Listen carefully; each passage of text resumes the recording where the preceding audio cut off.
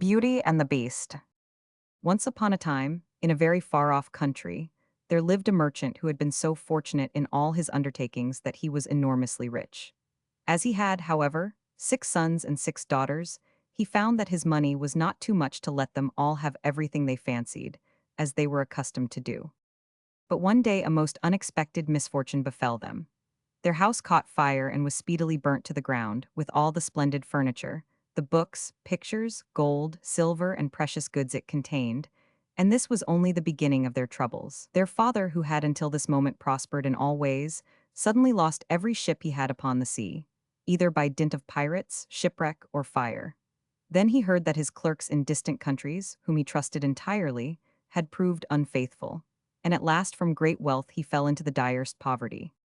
All that he had left was a little house in a desolate place, at least 100 leagues from the town in which he had lived, and to this he was forced to retreat with his children, who were in despair at the idea of leading such a different life.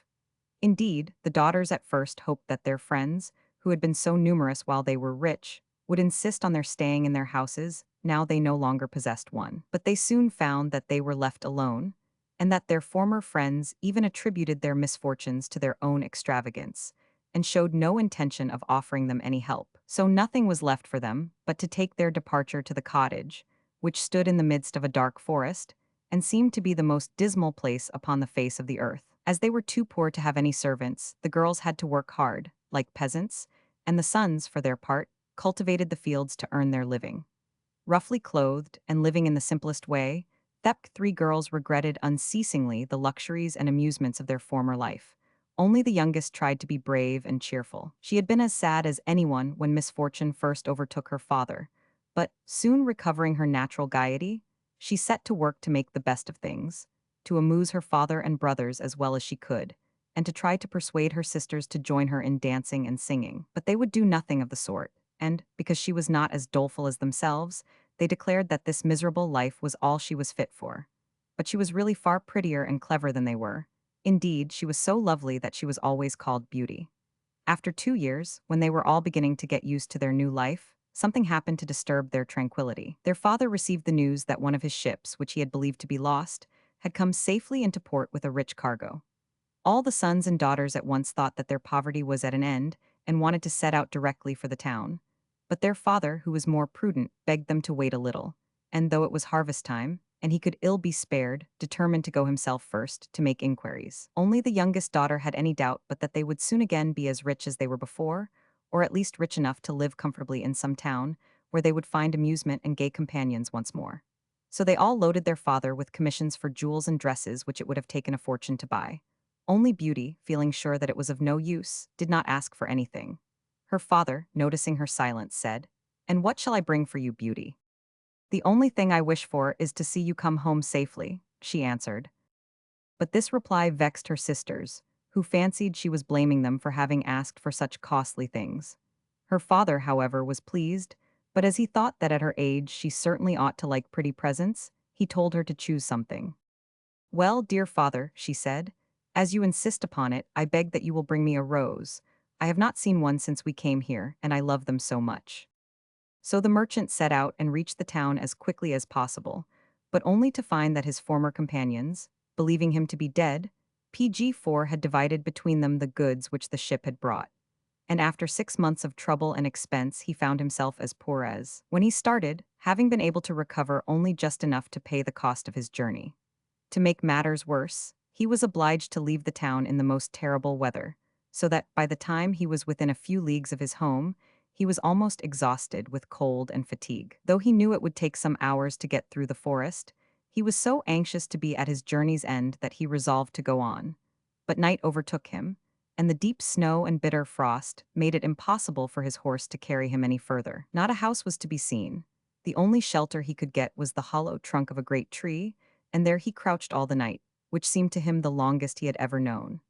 In spite of his weariness, the howling of the wolves kept him awake, and even when at last the day broke, he was not much better off, for the falling snow had covered up every path, and he did not know which way to turn.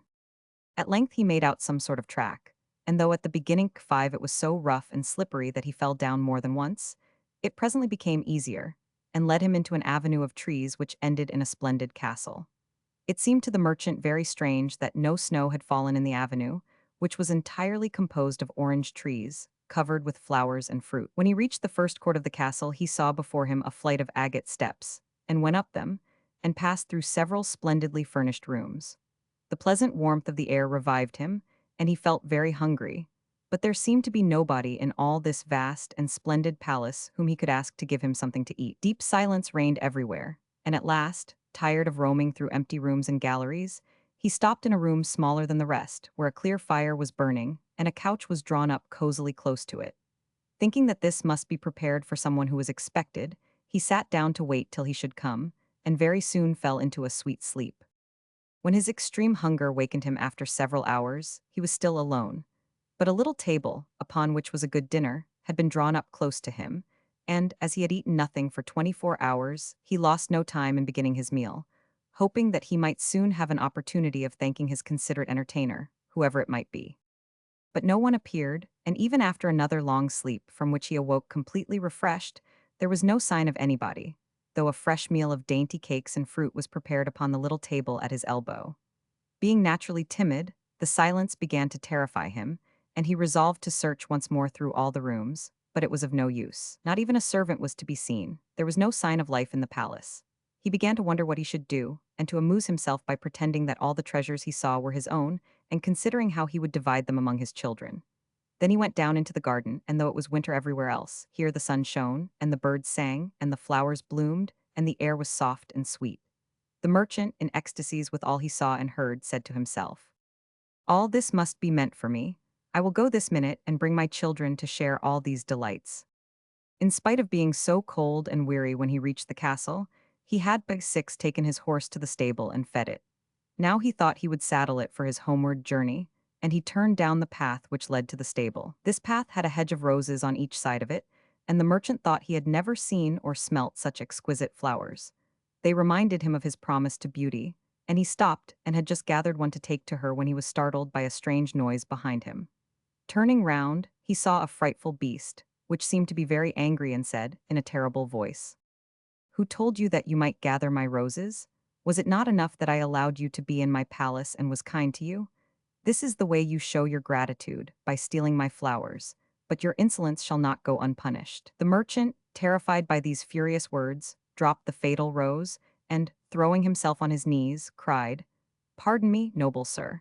I am truly grateful to you for your hospitality, which was so magnificent that I could not imagine that you would be offended by 7 my taking such a little thing as a rose." But the beast's anger was not lessened by this speech. "You are very ready with excuses and flattery," he cried, "but that will not save you from the death you deserve." "Alas," thought the merchant, "if my daughter Beauty could only know what danger her rose has brought me into." And in despair he began to tell the beast all his misfortunes, and the reason of his journey, not forgetting to mention Beauty's request. "A king's ransom would hardly have procured all that my other daughters asked," he said, "but I thought that I might at least take Beauty her rose. I beg you to forgive me, for you see I meant no harm." The beast considered for a moment, and then he said, in a less furious tone, "I will forgive you on one condition, that is, that you will give me one of your daughters." "Ah," cried the merchant, "if I were cruel enough to buy my own life at the expense of one of my children's, what excuse could I invent to bring her here?" "No excuse would be necessary," answered the beast. "If she comes at all, she must come willingly. On no other condition will I have her. See if any one of them is courageous enough and loves you well enough to come and save your life. You seem to be an honest man, so I will trust you to go home. I give you a month to see if either of your daughters will come back with you and stay here, to let you go free. If neither of them is willing, you must come alone, after bidding them goodbye forever, for then you will belong to me. And do not imagine that you can hide from me, for if you fail to keep your word I will come and fetch you," added the beast grimly. The merchant accepted this proposal, though he did not really think any of his daughters would be persuaded to come. He promised to return at the time appointed, and then, anxious to escape from the presence of the beast, he asked permission to set off at once. But the beast answered that he could not go until the next day. "Then you will find a horse ready for you," he said. "Now go and eat your supper and await my orders." The poor merchant, more dead than alive, went back to his room, where ate the most delicious supper was already served on the little table which was drawn up before a blazing fire.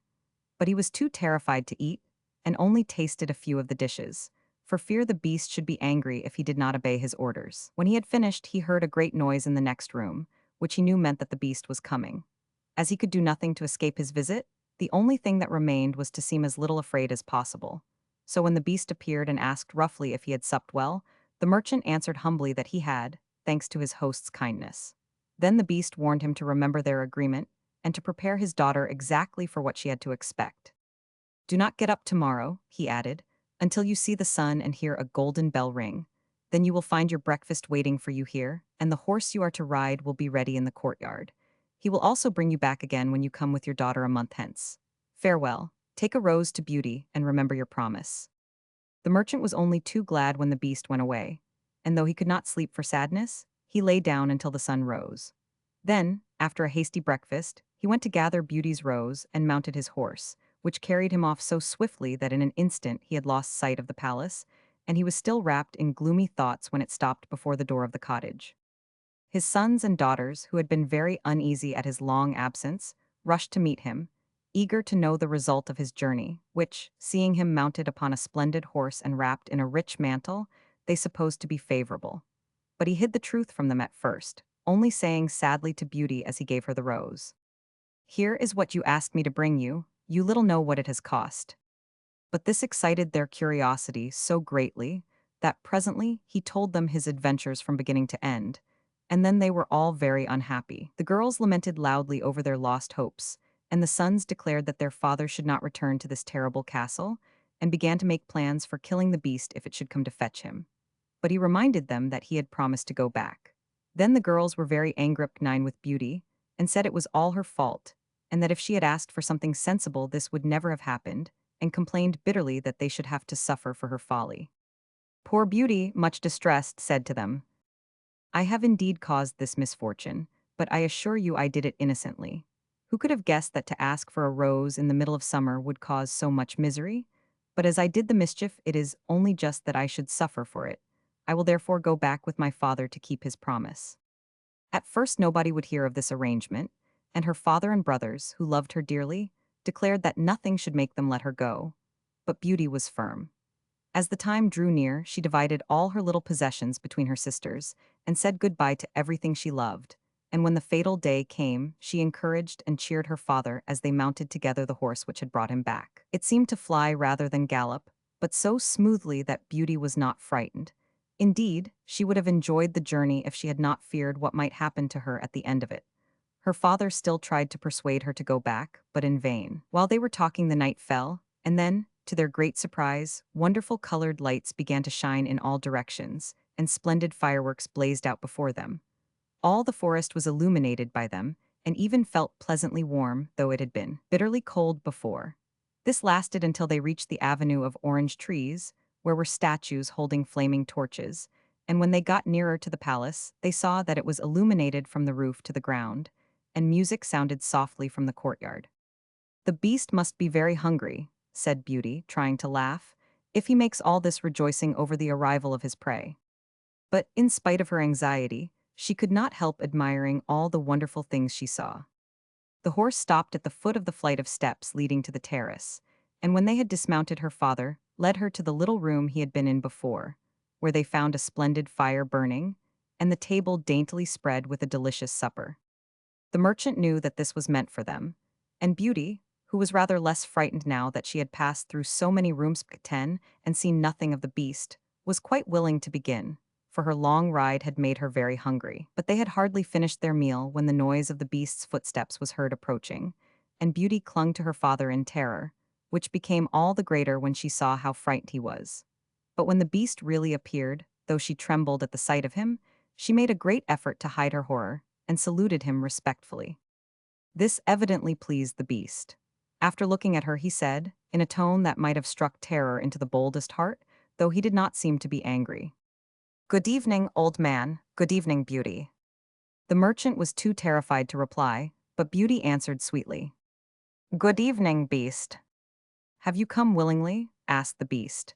"Will you be content to stay here when your father goes away?" Beauty answered bravely that she was quite prepared to stay. "I am pleased with you," said the beast. "As you have come of your own accord, you may stay. As for you, old man, he added, turning to the merchant. At sunrise tomorrow you will take your departure. When the bell rings, get up quickly and eat your breakfast, and you will find the same horse waiting to take you home. But remember that you must never expect to see my palace again. Then turning to Beauty, he said, take your father into the next room and help him to choose everything you think your brothers and sisters would like to have. You will find 2 traveling trunks there. Fill them as full as you can. It is only just that you should send them something very precious as a remembrance of yourself. Then he went away, after saying, goodbye, Beauty, goodbye, old man. And though Beauty was beginning to think with great dismay of her father's departure, she was afraid to disobey the beast's orders, and they went into the next room, which had shelves and cupboards all round it. They were greatly surprised at the riches it contained. There were splendid dresses fit for a queen, with all the ornaments that were to be worn with them. And when Beauty opened the cupboards, she was quite dazzled by the gorgeous jewels that lay in heaps upon every shelf. PG-11, after choosing a vast quantity, which she divided between her sisters for, she had made a heap of the wonderful dresses for each of them. She opened the last chest, which was full of gold. I think, father, she said, that, as the gold will be more useful to you, we had better take out the other things again and fill the trunks with it. So they did this, but the more they put in, the more room there seemed to be, and at last they put back all the jewels and dresses they had taken out, and Beauty even added as many more of the jewels as she could carry at once. And then the trunks were not too full, but they were so heavy that an elephant could not have carried them. The beast was mocking us, cried the merchant. He must have pretended to give us all these things, knowing that I could not carry them away. Let us wait and see, answered Beauty. I cannot believe that he meant to deceive us. All we can do is to fasten them up and leave them ready. So they did this and returned to the little room, where, to their astonishment, they found breakfast ready. The merchant ate his with a good appetite, as the beast's generosity made him believe that he might perhaps venture to come back soon and see Beauty. But she felt sure that her father was leaving her forever, so she was very sad when the bell rang sharply for the second time, and warned them that the time was come for them to part. They went down into the courtyard, where 2 horses were waiting, one loaded with the 2 trunks, the other for him to ride. They were pawing the ground in their impatience to start, and the merchant was forced to bid Beauty a hasty farewell, and as soon as he was mounted, he went off at such a pace that she lost sight of him in an instant. Then Beauty began to cry, and wandered sadly back to her own room. But she soon found that she was very sleepy, and as she had nothing better to do, she lay down and instantly fell asleep. And then she dreamed that she was walking by a brook bordered with trees, and lamenting her sad fate, when a young prince, handsomer than anyone she had ever seen, and with a voice that went straight to her heart, came and said to her, ah, Beauty, you are not so unfortunate as you suppose. Here you will be rewarded for all you have suffered elsewhere. Your every wish shall be gratified. Only try to find me out, no matter how I may be 12 disguised, as I love you dearly, and in making me happy you will find your own happiness. Be as true-hearted as you are beautiful, and we shall have nothing left to wish for. What can I do, Prince, to make you happy? Said Beauty. Only be grateful, he answered, and do not trust too much to your eyes. And above all, do not desert me until you have saved me from my cruel misery. After this, she thought she found herself in a room with a stately and beautiful lady, who said to her, dear Beauty, try not to regret all you have left behind you, for you are destined to a better fate. Only do not let yourself be deceived by appearances. Beauty found her dreams so interesting that she was in no hurry to awake, but presently the clock roused her by calling her name softly 12 times, and then she got up and found her dressing table set out with everything she could possibly want. And when her toilet was finished, she found dinner was waiting in the room next to hers. But dinner does not take very long when you are all by yourself, and very soon she sat down cozily in the corner of a sofa and began to think about the charming prince she had seen in her dream. He said I could make him happy, said Beauty to herself. PG-13. It seems then that this horrible beast keeps him a prisoner. How can I set him free? I wonder why they both told me not to trust to appearances. I don't understand it, but after all, it was only a dream, so why should I trouble myself about it? I had better go and find something to do to amuse myself. So she got up and began to explore some of the many rooms of the palace. The first she entered was lined with mirrors, and Beauty saw herself reflected on every side, and thought she had never seen such a charming room. Then a bracelet which was hanging from a chandelier caught her eye, and on taking it down she was greatly surprised to find that it held a portrait of her unknown admirer, just as she had seen him in her dream. With great delight she slipped the bracelet on her arm, and went on into a gallery of pictures, where she soon found a portrait of the same handsome prince, as large as life, and so well painted that as she studied it, he seemed to smile kindly at her. Tearing herself away from the portrait at last, she passed through into a room which contained every musical instrument under the sun, and here she amused herself for a long while in trying some of them, and singing until she was tired. The next room was a library, and she saw everything she had ever wanted to read, as well as everything she had read, and it seemed to her that a whole lifetime would not be enough even to read the names of the books. There were so many. By this time it was growing dusk, and wax candles in diamond and ruby candlesticks were beginning to light themselves in every room. Beauty found her supper served just at the time she preferred to have it, but she did not see anyone or hear a sound, and, though her father had warned her that she would be alone, she began to find it rather dull. But presently she heard the beast coming, and wondered tremblingly if he meant to eat her up now. However, as he did not seem at all ferocious, and only said gruffly, "Good evening, Beauty," she answered cheerfully and managed to conceal her terror. Then the beast asked her how she had been amusing herself, and she told him all the rooms she had seen. Then he asked if she thought she could be happy in his palace, and Beauty answered that everything was so beautiful that she would be Veruk 14 hard to please if she could not be happy. And after about an hour's talk, Beauty began to think that the beast was not nearly so terrible as she had supposed at first. Then he got up to leave her, and said in his gruff voice, "Do you love me, Beauty? Will you marry me?" "Oh, what shall I say?" cried Beauty, for she was afraid to make the beast angry by refusing. "Say yes or no without fear," he replied.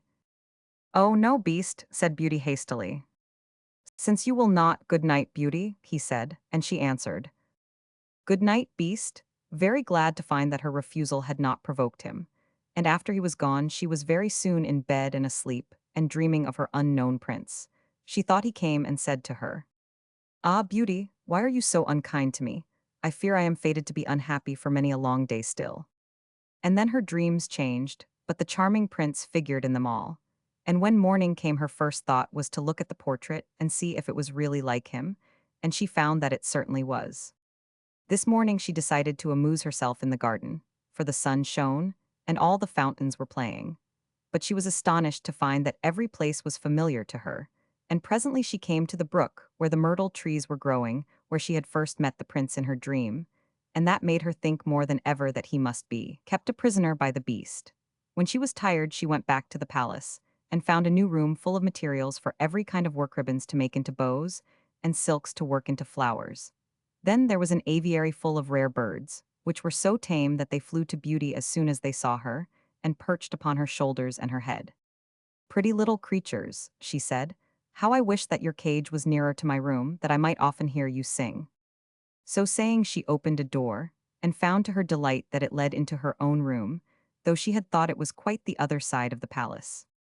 Page 15. There were more birds in a room farther on, parrots and cockatoos that could talk, and they greeted Beauty by name.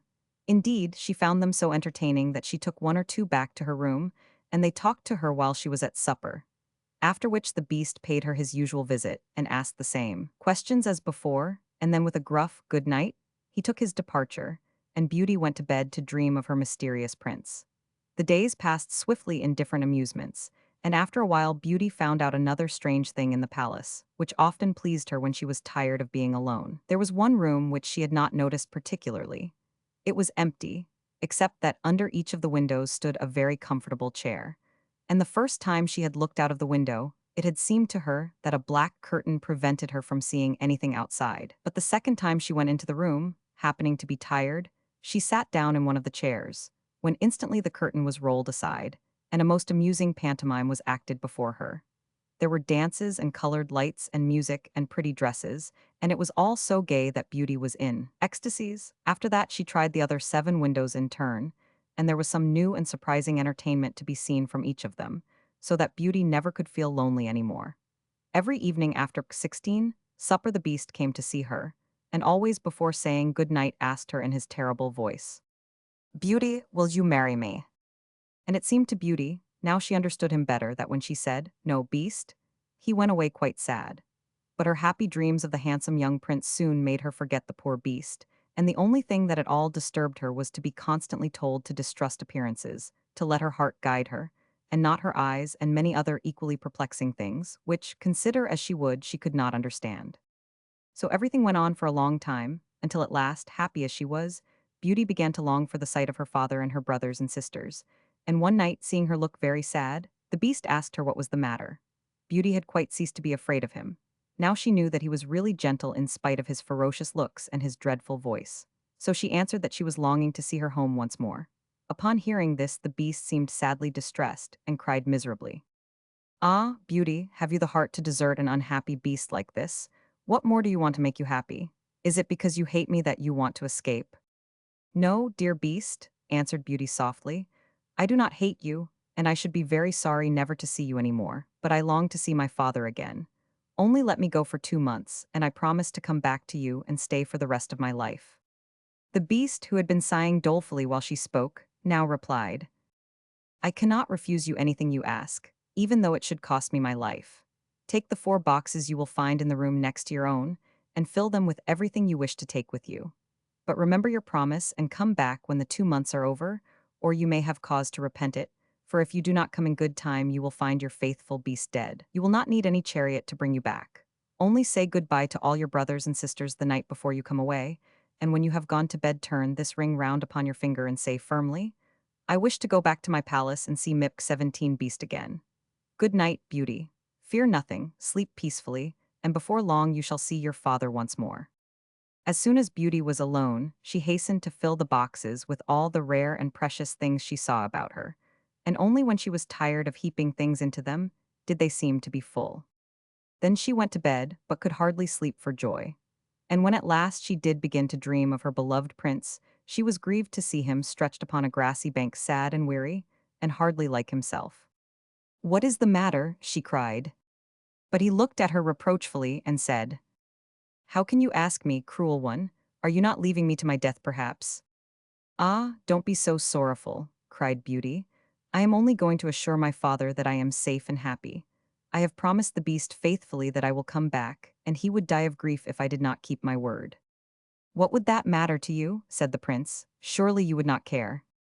Indeed, I should be ungrateful if I did not care for such a kind beast, cried Beauty indignantly. I would die to save him from pain.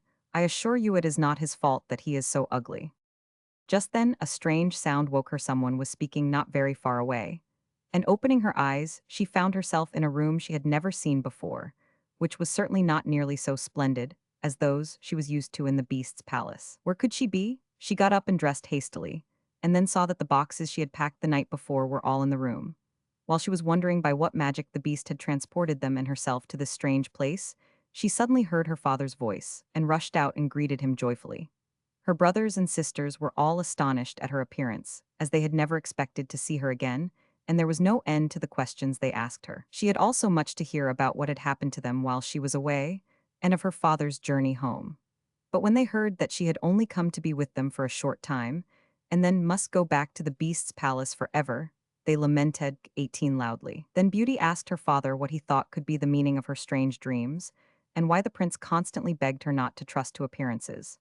After much consideration, he answered, You tell me yourself that the beast, frightful as he is, loves you dearly, and deserves your love and gratitude for his gentleness and kindness. I think the prince must mean you to understand that you ought to reward him by doing as he wishes you to, in spite of his ugliness. Beauty could not help seeing that this seemed very probable. Still, when she thought of her dear prince who was so handsome, she did not feel at all inclined to marry the beast. At any rate, for 2 months she need not decide, but could enjoy herself with her sisters. But though they were rich now, and lived in a town again, and had plenty of acquaintances, Beauty found that nothing amused her very much. And she often thought of the palace where she was so happy, especially as at home she never once dreamed of her dear prince, and she felt quite sad without him. Then her sisters seemed to have got quite used to being without her, and even found her rather in the way, so she would not have been sorry when the 2 months were over but for her father and brothers, who begged her to stay, and seemed so grieved at the thought of her departure that she had not the courage to say good-bye to them. Every day when she got up she meant to say it at night, and when night came she put it off again, until at last she had a dismal dream which helped her to make up her mind. She thought she was wandering in a lonely path in the palace gardens, when she heard groans which seemed to come from some bushes hiding the entrance of a cave, and running quickly to see what could be the matter, she found the beast stretched out upon his side, apparently dying. He reproached her faintly with being the cause of his distress, and at the same moment a stately lady appeared and said very gravely, "Ah, Beauty, you are only just in time to save his life. See what happens when people do not keep their promises. If you had delayed one day more, you would have found him dead." Beauty was so terrified by this dream that the next morning she announced her intention of going back at once. And that very night she said goodbye to her father and all her brothers and sisters. And as Sunk 19, as she was in bed, she turned her ring round upon her finger and said firmly, "I wish to go back to my palace and see my beast again," as she had been told to do. Then she fell asleep instantly, and only woke up to hear the clock saying, "Beauty, Beauty," 12 times in its musical voice, which told her at once that she was really in the palace once more. Everything was just as before, and her birds were so glad to see her. But Beauty thought she had never known such a long day, for she was so anxious to see the beast again that she felt as if supper time would never come. But when it did come and no beast appeared, she was really frightened. So, after listening and waiting for a long time, she ran down into the garden to search for him. Up and down the paths and avenues ran poor Beauty, calling him in vain, for no one answered, and not a trace of him could she find. Until at last, quite tired, she stopped for a minute's rest and saw that she was standing opposite the shady path she had seen in her dream. She rushed down it, and sure enough, there was the cave, and in it lay the beast asleep, as Beauty thought. Quite glad to have found him, she ran up and stroked his head, but to her horror he did not move or open his eyes. "Oh, he is dead, and it is all my fault," said Beauty, crying bitterly. But then, looking at him again, she fancied he still breathed, and hastily 20 fetching some water from the nearest fountain, she sprinkled it over his face, and to her great delight he began to revive. "Oh, beast, how you frighten me," she cried. "I never knew how much I loved you until just now, when I feared I was too late to save your life." "Can you really love such an ugly creature as I am?" said the beast faintly. "Ah, Beauty, you only came just in time. I was dying because I thought you had forgotten your promise. But go back now and rest, I shall see you again by and by." Beauty, who had half expected that he would be angry with her, was reassured by his gentle voice and went back to the palace, where supper was awaiting her. And afterwards the beast came in as usual, and talked about the time she had spent with her father, asking if she had enjoyed herself, and if they had all been very glad to see her. Beauty answered politely, and quite enjoyed telling him all that had happened to her. And when at last the time came for him to go, and he asked, as he had so often asked before, "Beauty, will you marry me?" she answered softly, "Yes, dear beast." As she spoke, a blaze of light sprang up before the windows of the palace. Fireworks crackled and guns banged, and across the avenue of orange trees, in letters all made of fireflies, was written, "Long live the prince and his bride."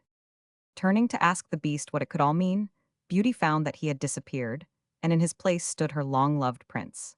At the same moment the wheels of a chariot were heard upon the terrace, and two ladies entered the room. One of them Beauty recognized as the stately lady she had seen in her dreams. The other was also so grand and queenly that Beauty hardly knew which to greet first. But the one she already knew said to her companion, "Well, Queen, this is Beauty, who has had the courage to rescue your son from the terrible enchantment. They love one another, and only your consent to their marriage is wanting to make them perfectly happy." "I consent with all my heart," cried the queen. "How can I ever thank you enough, charming girl, for having restored my dear son to his natural form?" And then she tenderly embraced Beauty and the prince, who had meanwhile been greeting the fairy and receiving her congratulations.